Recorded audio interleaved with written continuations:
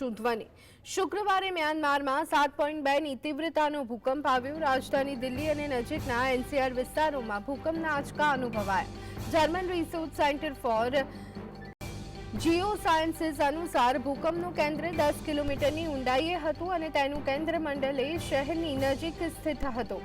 થાઇલેન્ડની રાજધાની બેંકોકમાં ભૂકંપના આંચકા બાદ સેંકડો લોકો ગભરાહટમાં ઇમારતોમાંથી બહાર દોડી આવ્યા હતા।